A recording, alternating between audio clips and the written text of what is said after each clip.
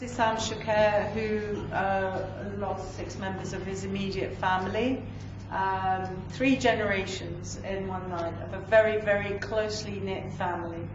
And we're very sorry for your loss, and thank you for being here as well. I did want to say something, but it was in the form of a statement, if that's okay. First of all, thank you for inviting us, and where do you begin? I think the first thing we need to say is we stand here in solidarity with the postmasters and the postmistresses in what injustice they have received, and we also share the pain of the deceased as well. So our commiserations to the families of the deceased, and we stand with you in what you're going through, the injustice that you have received. We have been already a part of that, and we have been a part of that for many years. In response to what the government said about the post office scandal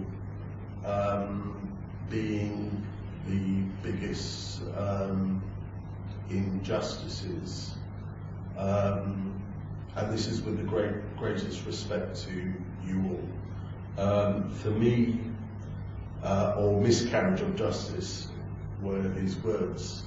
For me, the biggest miscarriage of justice is what took place on the 14th of June 2017, where children, mothers, fathers, families, cousins, whoever they may be, who were living in that tower, were deprived of their life, and their lives were robbed, and our families were killed unlawfully. This is a miscarriage of justice.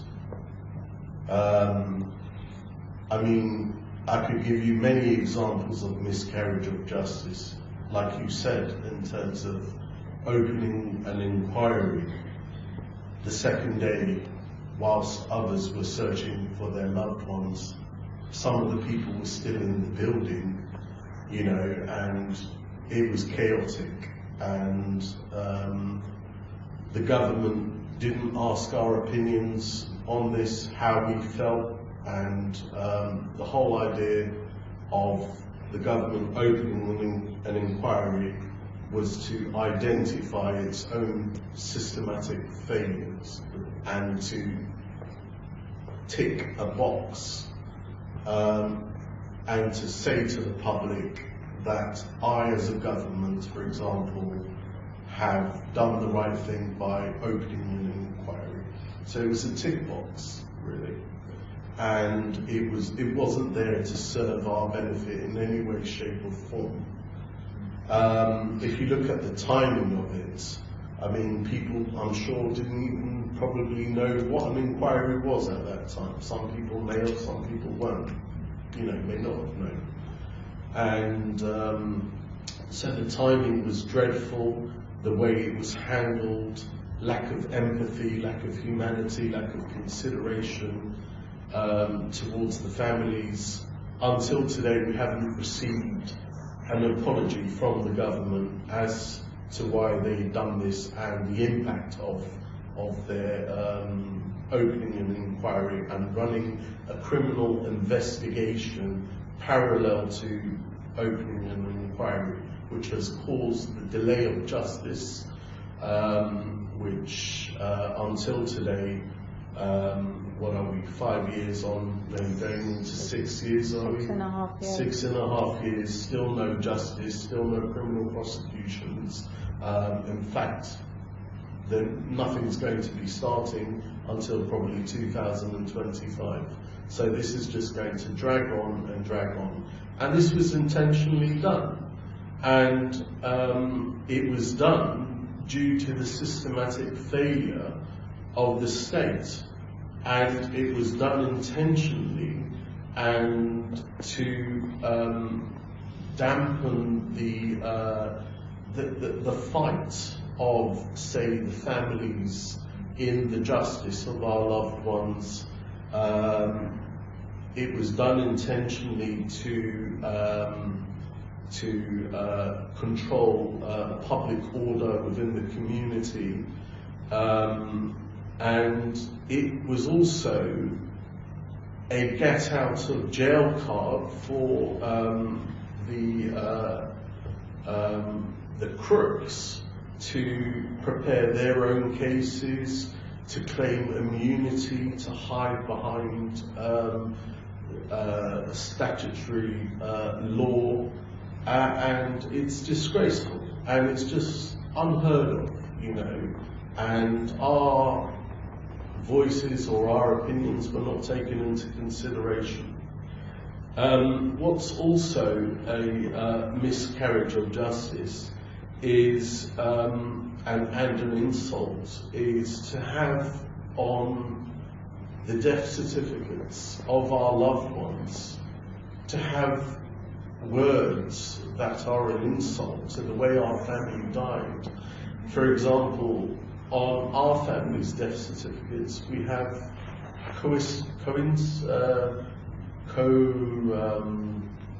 constant effects of fire. Consequences of... No, it's constant, something like that. What is it? Death by consequences of... Yeah, something with the constant effects of fire, something like that. Consistent with the effects of fire. That's the word. Consistent with the effects of fire. Now, does that really tell you how one died? That just tells you, oh, maybe there was a fire in the building. Well, it's interesting you talk about that, because with the Hillsborough victims, the death certificate said asphyxiation. They managed to campaign and change that death certificate to unlawful killing. And when it says unlawful killing, that immediately gives you certain rights in being able to push for certain things because someone has been killed unlawfully. When it's just simply, you know, asphyxiation, or you have, you know, consistent with the effects of a fire because of the smoke, well, that could just be some random thing that happened. And these are not random things. These are negligent acts that caused the actual death. So I don't know whether you would like to be thinking about and looking into, talking to your lawyers about changing the death certificates to unlawful killing, because that is really important. And that is a miscarriage of justice. You then go on to the fact that combustible materials are still on buildings, hospitals, people's homes until today. And during our time, at no point did the government say that we deserve compensation in all of this. But I'll tell you the reason why they didn't say that, because they're under criminal investigation themselves.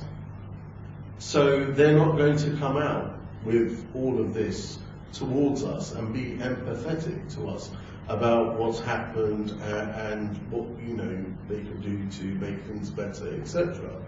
So we're fighting the state. Everything is against us. They're making us feel like as if we are the crooks, and the government is just getting away with this, and nobody's holding the government accountable, and that's why you see systematic failure or atrocities or disasters after another. It's because no one's holding the government accountable, and these things will continue and continue and continue. And the justice system in this country, in the 1960s, people said that we had the finest justice system in the world. Well, what's happened since then? Because a lot of things have happened and a lot of disasters have happened, and they will continue to keep happening. And the last thing I wanted to say was, you know, I just don't understand how these organisations are, despite being under criminal investigation, are continue their work on these buildings, despite their shoddy way of trying to save a few bucks or two in developing homes, how combustible materials are allowed to continue to be sold within the UK, yet they are not allowed to be sold within countries like, say, for example, America. You wouldn't see these sorts of materials in their country because our system is weak. Our building regulations is weak, and how the government has allowed for this, for all these products to come into our country, to be put on homes, to put our children's, our families in danger, and to wait for a tragedy to happen and then say, until today, no, oops, exactly.